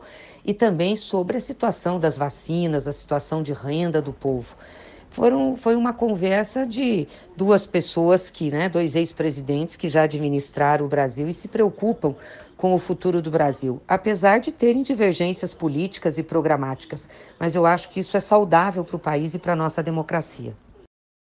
E já há um programa sendo debatido dentro do Partido dos Trabalhadores para ser apresentado à população visando as eleições presidenciais do ano que vem, deputada. Quais seriam as bases desse programa? Está no radar, por exemplo, a reversão dessas medidas deletérias aprovadas pelos ultraliberais nos últimos anos, como a reforma trabalhista, da Previdência, a entrega das nossas estatais? O PT se compromete com a realização de um referendo revogatório a respeito de todos esses retrocessos que levam a nossa população a esse cenário de miserabilidade em que está hoje? Nós temos um projeto de reconstrução e transformação do Brasil, onde ali estão todas as nossas propostas para fazer com que o Brasil, de novo, retome o seu desenvolvimento econômico com inclusão social, com combate às injustiças, às desigualdades e colocando o povo na centralidade do orçamento. O PT entende que as reformas que aconteceram no país depois do governo da presidenta foram muito nefastas ao Brasil. E vamos lutar por transformá-las naquilo que nós pudermos para melhorar as condições do Estado brasileiro de proteger o povo e de seguir se desenvolvendo para todos. Para encerrar, deputada, como o PT se colocaria hoje no espectro político do nosso país? O partido se reconhece como sendo de centro-esquerda, de centro. O que é que mudou no PT nesses mais de 41 anos desde a sua fundação, deputada? O PT se considera um partido de esquerda, democrático e popular, que tem uma visão clara sobre o papel do Estado na condução da economia e sobre a importância da inclusão social e o combate às injustiças e às desigualdades.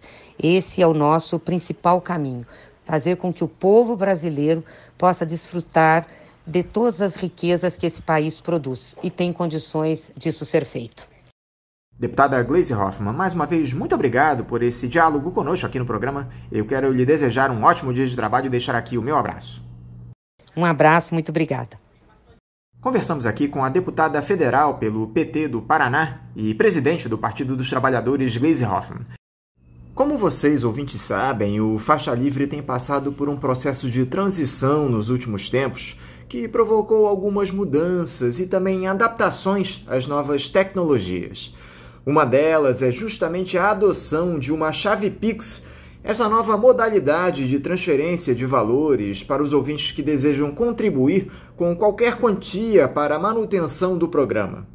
Portanto, para você que já aderiu a essa nova tecnologia, a chave Pix da conta do Faixa Livre é o nosso e-mail, ouvinte@programafaixalivre.com.br.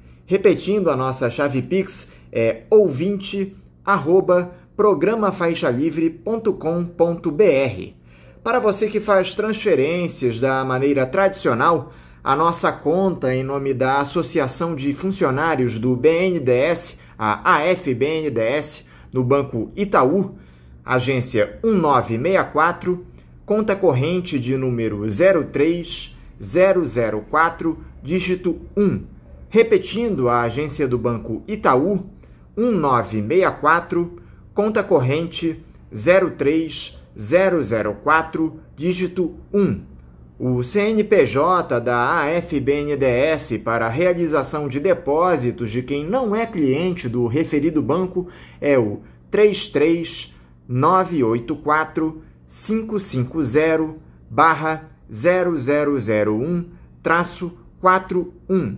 Repetindo, o CNPJ da AFBNDES é o 33984-550-0001-41.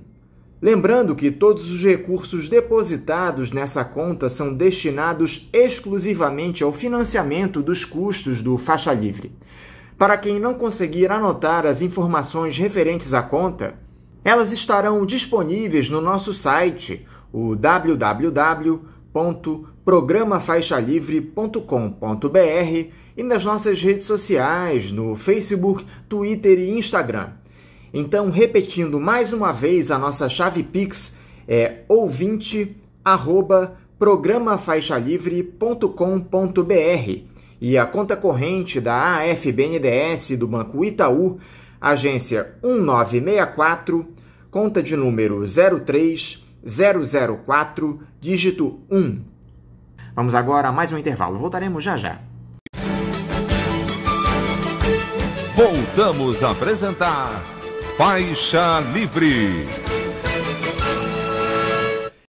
Já voltamos, ouvintes, e agora eu saúdo a deputada federal pela rede de Roraima, Joênia Wapichana. Joênia Wapichana, bom dia. Bom dia, Anderson, e os ouvintes do programa Faixa Livre. Deputada, muito obrigado por a senhora estar aqui conosco no Faixa Livre. Deputada, os povos indígenas têm sofrido enormemente desde o início da gestão do senhor Jair Bolsonaro na presidência da República. Um dos episódios mais recentes se deu no território Yanomami, em Roraima. Os garimpeiros invadiram nos últimos tempos, incentivados pelo governo Bolsonaro, essa que é a maior reserva indígena do país, que completou 29 anos de homologação esse mês. O cenário provocado pelo garimpo ilegal de ouro parece de guerra, deputada. Imagens de crianças com desnutrição grave. Tivemos, inclusive, uma morte de um menino de 1 ano e 3 meses provocada por esse motivo. Por conta do uso do mercúrio para a extração do minério, os animais estão morrendo e isso tem impactado a disponibilidade de alimentos para os indígenas.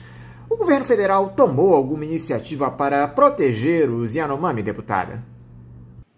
Sobre a situação no território Yanomami, ela não é uma denúncia nova.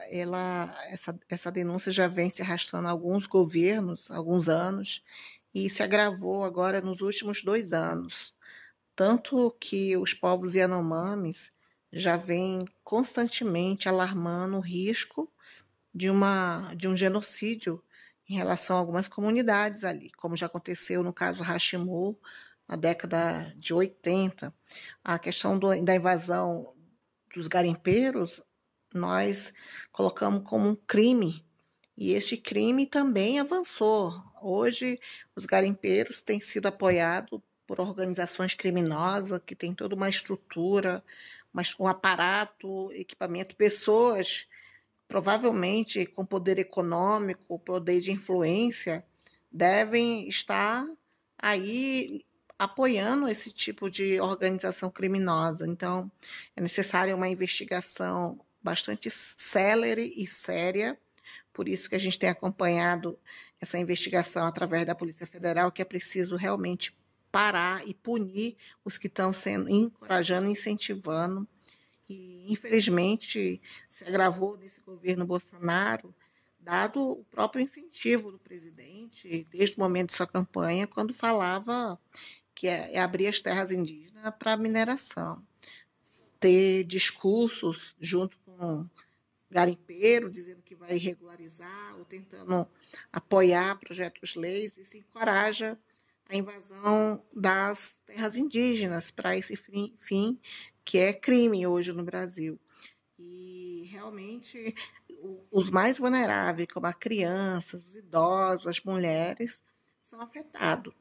Acaba que confirmaram, né, a imagem, né, de crianças aí que se perderam no rio com aquela imagem lá da invasão na comunidade do Palalimiú, numa terra indígena Yanomami, onde os garimpeiros saíram atirando em direção à comunidade.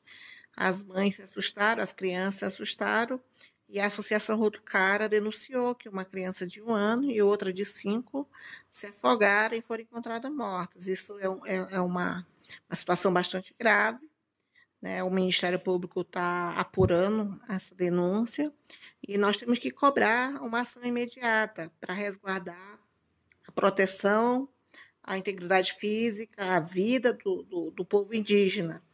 E essas denúncias foram encaminhadas também por diversos órgãos e entidades, organizações indígenas, pelo meu mandato também, que no primeiro momento solicitou do Ministério da Justiça para que houvesse as providências necessárias, investigação em relação a isso.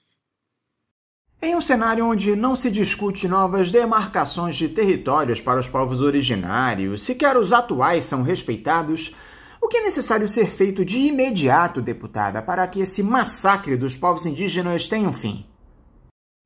Sobre a questão da demarcação de terras indígenas que não são respeitadas, realmente essa é uma prioridade para os povos indígenas desde o primeiro momento que se aprovou a nossa Constituição Federal, que estabeleceu a obrigação do Estado brasileiro, do Executivo, demarcar, proteger e fazer respeitar os direitos. Então, é muito forte a nossa Constituição, quando consagra como cláusula fundamental, cláusula pétrea, e que deve ser feito de imediato. No entanto, a gente viu que até nesse presente momento não se concluiu todas as demarcações das terras indígenas, houve muita interferência política no sentido de não aceitar o que a nossa Constituição diz, mas novamente a gente sempre fala que a Constituição ela é lei e deve ser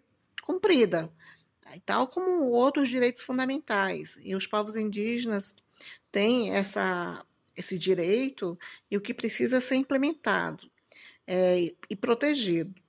Então, o que é necessário fazer é cumprir a nossa Constituição, fazer com que a demarcação das terras indígenas seja concluída conforme os critérios que a Constituição ela já determina, que haja consideração à questão da cultura, das atividades produtivas, do meio ambiente, da relação espiritual, considere que é usufruto exclusivo indígena, considere a posse permanente, princípios da imprescritibilidade relacionada aos direitos originários. Então, a própria nossa Constituição ela já fala os critérios que devem ser seguidos em processo de demarcação de terras indígenas.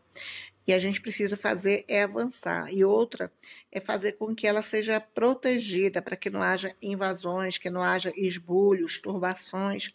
É isso que a lei determina fazer, proteja. E as medidas devem ser cada vez mais investir nos órgãos que têm esse dever de proteger, como a FUNAI, como o IBAMA, ICMBio, por se tratarem de área protegida por leis. E não diminuir cada vez mais o recurso, como a gente acaba que verifica nos orçamentos da União, que por muitas vezes se justifica não ir para a área indígena porque não tem condições estruturais, recursos humanos e tão pouco recurso para que possa implementar demarcações de terras indígenas. Então, é preciso investir para que isso de fato aconteça e proteger nas áreas que já existem a demarcação consolidada. E que tipo de ações vêm sendo desenvolvidas nesse sentido, deputada? O seu mandato tem atuado de que maneira para defender os povos originários no nosso país? Sobre as ações do meu mandato, eu sou uma parlamentar do estado de Roraima, né? E pelo meu estado de Roraima eu tenho colocado minhas emendas tanto de bancada como emendas individuais para as ações que visam consolidar os direitos dos povos indígenas na área de educação, saúde, sustentabilidade e proteção das terras, com uma questão de encorajar as fiscalizações.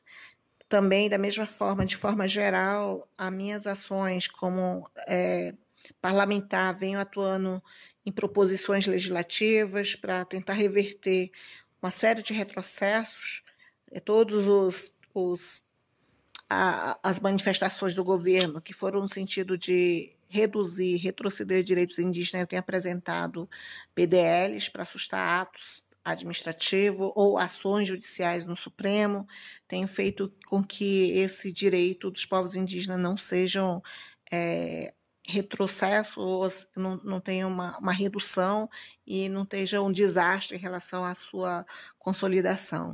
Da mesma forma, também tenho feito proposições no sentido de fiscalizar, de apoiar, de tentar estabelecer algumas multas relacionadas à prática dos crimes que visam afetar o direito dos povos indígenas. Só que o Congresso parece determinado a dificultar ainda mais a vida dos povos indígenas, deputada. Recentemente, os parlamentares aprovaram esse novo licenciamento ambiental que estava enterrado desde 2004 e foi alvo de inúmeras críticas de ambientalistas. De que forma esse projeto, que ainda será votado pelo Senado, afeta os indígenas, deputada? Sobre a questão do licenciamento ambiental, ela tem uma vasta afetação em relação aos direitos dos povos indígenas. Desde o primeiro momento, não houve um processo que a gente tem falado que é necessário respeitar quando afeta a vida dos povos indígenas, que é o direito de consulta prévia, livre e informada. Licenciamentos ambientais, a flexibilização, onde considera pequenos impactos, muitas vezes a gente não imagina os impactos que podem ter relacionado à questão social, cultural, ambiental, e para os povos indígenas ainda tem mais ainda, né? A vida da coletividade. Isso a gente tem visto na prática em relação à passagem de linhas de energia que a gente fala, a questão também de ampliação de BRs, que por mais que acha que é pouco, mas acaba que afeta a vida daquela comunidade onde já teve um dano e já tem um dano contínuo pela passagem dentro de terra indígena, assim como outros empreendimentos que possam estar aí também causando um impacto, como hidrelétricas, né, pequenas, barragens. E a gente vê que primeiro era necessário estabelecer o direito de consulta prévia, livre e informada, o que foi descartado. Não foi colocado a garantia de estudos de impactos ambientais, tanto o estudo como o relatório, e aí também a gente chama atenção para o que já não está sendo respeitado, que é um estudo sobre os componentes indígenas, que é extremamente necessário para que seja dado a autorização ao licenciamento. Então, nesse sentido, quando se fala de autodeclaração, autolicenciamento, se coloca em risco esses direitos, uma vez pela ausência dos órgãos competentes, como o FUNAI, por exemplo. O FUNAI tem toda uma desestrutura, toda uma dificuldade de trabalho, e uma vez que a lei estabelece prazos para a manifestação, e caso isso não ocorra, se considera autolicenciado, e se coloca em risco os direitos dos povos indígenas, caso o órgão, digamos assim, indigenista, não se manifeste. Esses são alguns exemplos do que pode acontecer em relação aos direitos dos povos indígenas. A senhora ainda acha possível barrar essa matéria na articulação com os senadores, deputada?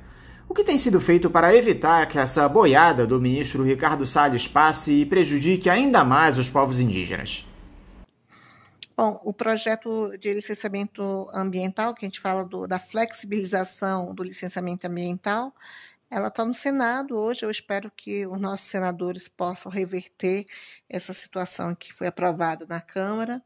E, lógico, se for aprovado da forma, digamos assim, pela inconstitucionalidade, os partidos vão analisar uma ação junto ao Supremo Tribunal Federal, da mesma forma com que isso tem sido feito também, tanto para evitar mais boiadas aí pela frente em relação ao ministro do Meio Ambiente, né? A oposição tem frequentemente feito pedidos de impeachment, afastamento do ministro Ricardo Salles, pedido uma seriedade e celeridade nas investigações que denunciam ele por envolvimento de algum crime relacionado ao meio ambiente, e agora, de imediato, estamos aguardando esses pedidos, essas deliberações junto aos órgãos, seja ele do Supremo Tribunal Federal ou também na própria Câmara dos Deputados, com os pedidos de impeachment.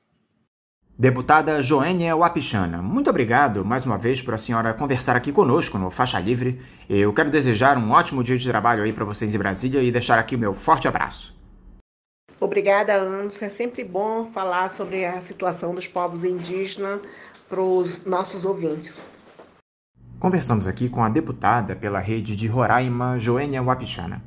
Essa entrevista que nós fizemos com a parlamentar tinha uma série de outras perguntas. Eu questionava ela a respeito da questão dos povos Munduruku, lá no Pará, que tem sido vítima nos últimos tempos de uma série de ataques de garimpeiros. Eu a questionei também sobre o papel da FUNAI nessa situação toda que nós temos atravessado. Outro questionamento que eu fiz dizia respeito às denúncias dessa situação dos povos originários a entidades internacionais, mas infelizmente a parlamentar, a deputada Joênia, não se sentiu confortável para responder a esses questionamentos. A gente lamenta aqui. Mas de toda forma, nós vamos encerrando a edição de hoje do Faixa Livre, convidando vocês para na próxima segunda-feira, a partir das 8 da manhã, segunda-feira, porque por conta desse feriado que nós teremos amanhã, do dia de Corpus Christi, nós faremos a edição inédita só na próxima segunda-feira. Nós faremos aí uma pausa nesses 2 próximos dias. Então eu desejo um ótimo feriado para vocês e na próxima segunda-feira nós estaremos de volta, juntinhos aqui na Rádio Bandeirantes 1360 AM para mais uma edição inédita do Faixa Livre. Um abraço a todos vocês e até segunda!